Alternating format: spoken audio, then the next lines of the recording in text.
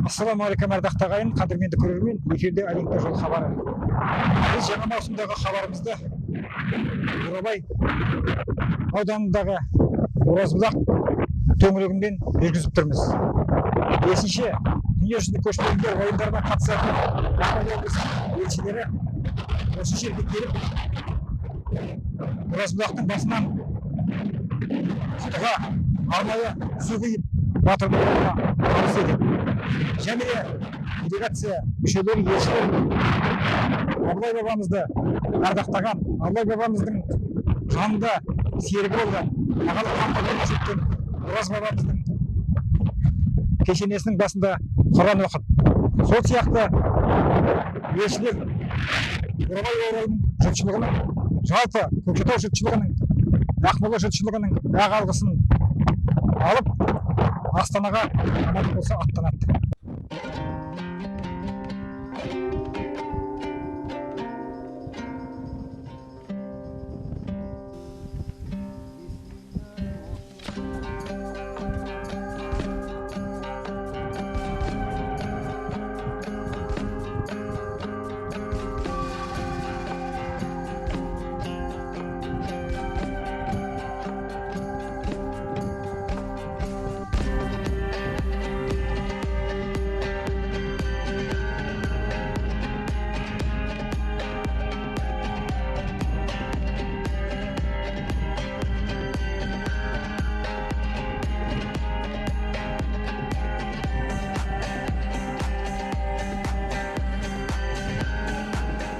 Жаңағыда Бурабай баурайындағы Абылай хан бабамыз өзінің біраз жылдарын өткізген, табан ізі қалған қасиетті Оразбұлақтан мынау зәм-зәм суды құтыға құйып, батырымыз Астанаға аттанады.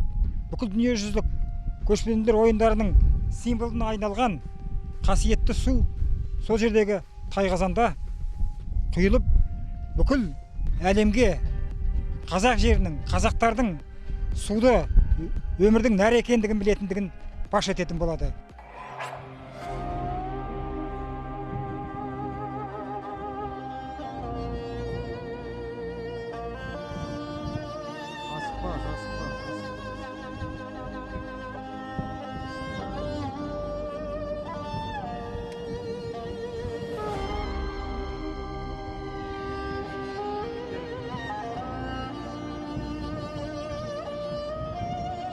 Қасиетті жерге Абылай хан атамыздың, Ораза атамыздың жүрген жеріне, аяқтарын басқан жеріне, көрген жеріне келіп толқып отырмыз.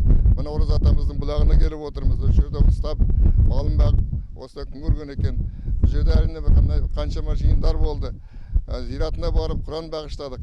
Алла олар жатқан жерде жарық болсын, топырағы торқау болсын. Абылай хан атамыз тарихтағын біледі, бүкіл халық қазақ біледі, қандай қазақтың басын біріктіріп мемлекет құрғанына. Міне қазір қалған өзіміз мемлекетіміз, егемендік алғанымыз мінекей, сол бәрі құтты болсын. Мына алдымызда болайын деп атқан дүниежүзілік көшпенділер ойының сол сәтті өтетін болсын. 5-ші дүниежүзілік көшпенділер ойының қарсаңында қасиетті Көкшетау жерінде кешегі Абылай хан орда құрған 50 жыл ат үстінде жүріп, қазақтың 300-дің басын біріктіріп, қазақ хандығының дәуірлеген кезіндегі осы заманында өзінің ұстазы болған Ораз бабаны, Ораз аталықты дәріптеп өткен, осы сол Ораз атамыз біздің Көкшетау жерінде жатыр. Мынау біздің қазіргі тұрған жеріміз Оразбұлақ деп аталады. Осы жерде Ораз атаның ауылы болған, баба ауылы деп аталатын ауыл. Осы жерде мінекей келіп, зират етіп, басына барып бабамыздың биылғы жылы бабаның ұрпақтары басына үлкен мазар орнатып, енді өлі разы болмай тірі байымайды деген қазақтың үлкен мақалы бар. Соны мінекей бабалардың бастарын көтеріп, осы жерге бүкіл халық келіп зират етеді. 5-ші дүниежүзілік көшпенділер ойынына барамыз. Бізден бір мақтанып қалайық. Бұл да бір елге келіп атқан бақыт. Біздің қазақты сыйлап, қазақты қабылдап жатыр ел президентімізді, астанамызды. Соған жақсы ниетпен тұрмыз, жақсы ниетпен барамыз. Біздің қазақ спортшылары үлкен дәрежеде ойындарын көрсетсін. Біздің ұлттық спорттарымыз асқақтай берсін, егемендігіміз, тәуелсіздігіміз мәңгілік болсын, ел аман, жұрт тыныш болсын. Бұл киелі жерге өте толқумен келдік. неге десеңіз, мынау іс-шара өте жауапты. Негізі бұны жалғыз қазақтың 300 емес, бүкіл дүниежүзі көріп тамашалайтын мынау іс-шара. Сондықтан мінекей қазір барлық шаруашылықты, барлық іс-шараны дұрыс атқарып, құтыға су құйылып, Астанаға аттандырылды мінекей. Енді кішкене көңіл жайымыз жақсарып, мінекей өте көтеріңкі жағдаймен үйге қазір аттанайық деп тұрмыз. Мен осы біздің Ақмола облысынан батыр ретінде барамын осы 5-ші дүниежүзілік көшпенділер ойындарға.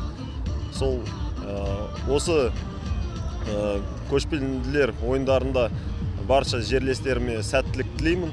Әр халықтың осы Орта Азия мен Азия халықтарының арасындағы дүниежүзілік көшпенділер ойын өтейін деп жатыр. Сол ойынға біздің Ақмола облысынан да үлкен азаматтарымыз спорт саласындағы қатысуда.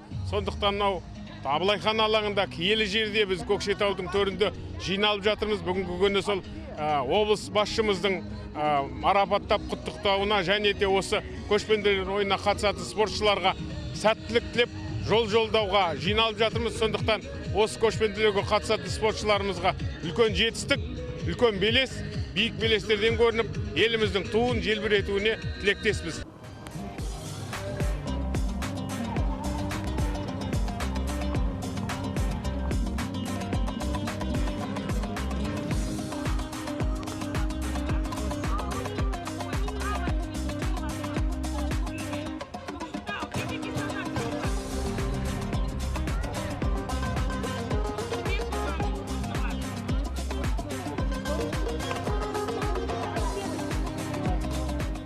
Дүниежүзі көшпенділер ойынның негізгі элементі су алу рәсімі Абылай хан қоныстанған Оразбұлақ бұлағы маңайында өтті.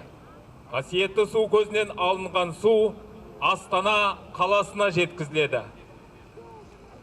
Сөз Ақмола ұлттық спорт федерациясының президенті Қойшын Марат Молдашұлына беріледі. Астанада өтетін 5-ші дүниежүзілік көшпенділер ойындарына сәт сапарға шығайын деп жатырмыз. Кеше қасиетті жер Абылай хан бабамыздың тәрбиешісі болған Ораз Оспанұлы бабамыздың бұлағынан қасиетті судан алып, соны Астанаға жеткізгіміз келеді. Соған ниеттендік. Алла тағала бізді қолдасын, сіздер мұнда аман болыңдар. Біз үлкен дұғай Абылай хан төрелер жасаған 300-ді қосып Абылай хандық құрған елден жақсы ниетпен жолға шығып тұрған жағдайымыз бар. Сол сіздердің ниеттерін, дұғаларыңыз, баталарыңды алуға келдік.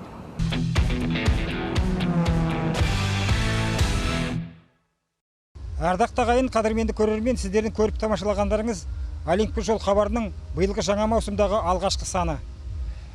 Біз хабар барысында 5-ші дүниежүзілік көшпенділер ойындарына баратын елшілердің және Ақмола облысының көріпенепаздарының қалай дайындық жасап жатқандығын көрсетіп, сіздердің назарларыңызға ұсындық. Біз көшпенділер ойындарына қатыса отырып, тағы да бірнеше репортаж жазып, сіздердің назарларыңызға ұсынамыз. Эфирде келесі кездескенше сау саламатта болыңыздар.